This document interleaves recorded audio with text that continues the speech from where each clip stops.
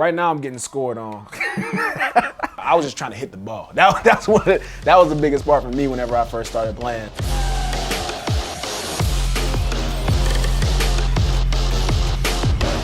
I wanted to get better at the game, but I got frustrated. I'm a competitor though. I'm trying to get right, man. I can't let it beat me like that. So I got back into it. Never thought I'd be here, falling in love with a video game, but here we are.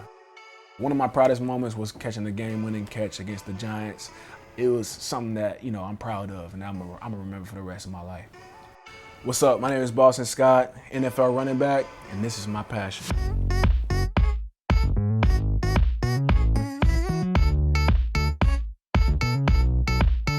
Rocket League is just a soccer game where you use cars. That's the best way to describe it. There's a ball, there's cars, and the objective is to score more goals than the opponent. It's a physics-based game, so like you can drive not just on the ground, but you can fly through the air. You can drive on the walls, you can drive on the ceiling. Me and my friends would just play.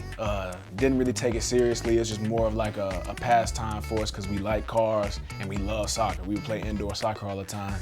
Hold on, I can't do this scene on that. Ain't no way, bro. We gotta score. Ain't no way. Rocket League is just, there's no aimbot, there's no cheats, there's no software that you can, download to make you a better player. It's either you are good or you're not. You know what I mean? So I laugh. I try and keep it positive so I don't express myself in a negative way, if that makes sense. I've always loved the game, but I always played it very casually. I didn't know anything about free play. I didn't know anything about getting better. I didn't know anything about these mechanics or like people flying through the air. I tried to get better. I was like, I'm not getting better. This is garbage. I hate this game. And I just stopped playing for like a year. Well, my agent, during the draft process, we were out in Los Angeles and we went to an MLB game. I sat in my seat and I was just front and center, and all I saw the whole time was a Rocket League sign. And I was like, maybe I need to get back into that thing. I need to get back into the game and see what's up. Then that's when I started seeing like clips of people like doing these crazy things off the wall, off the ceiling. I'm like, dang, how did I learn how to do that? And so I started looking at some RLCS stuff, and this is like the best of the best. That's these pros, and I had to think about it for a second, because I'm like, bro, will I ever get to this point? Will I ever learn it like this? I got an opportunity to get onto Sunless Khan's stream. He was raising money to basically clean up the ocean. And with that, a lot of pros signed up and they were a part of the event. And I was just thrown into the lobby with, NRG, which is probably the best team in NA right now, North America. So you got Justin, you got Garrett G, you got Squishy, all these guys that I'm seeing YouTube videos of. I'm like, that's him? Like, you know what I mean? So I'm just like, bro, this is crazy.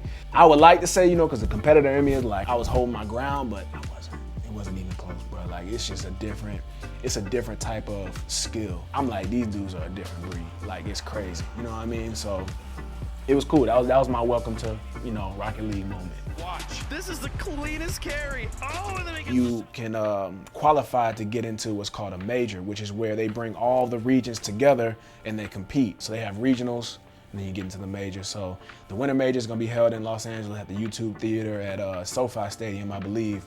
It's going to be the first LAN event in a minute since COVID. So probably about 2 years since there's been an in-person event. This will be the first one. So one thing about Wi-Fi and like gaming online, you got to worry about lag. You got to worry about ping. You got to worry about the quality of the game.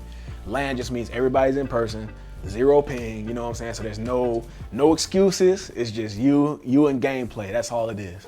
The only thing about it is you can go a whole game without scoring a goal.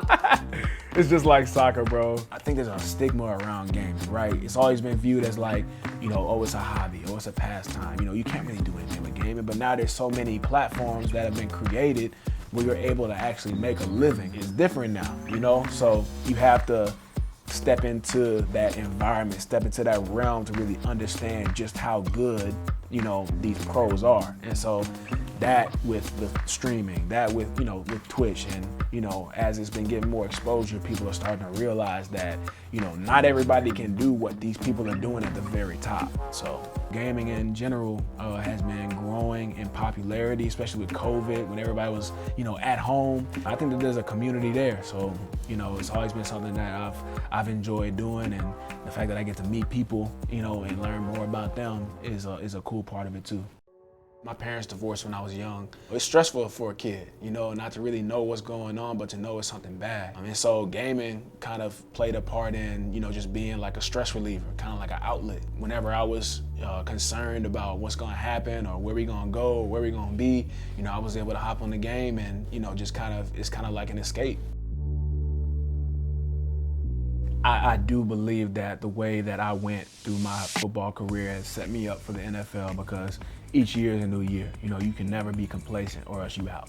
I've fallen in love with the process of, you know, continuing to work my skills, continuing to work my craft.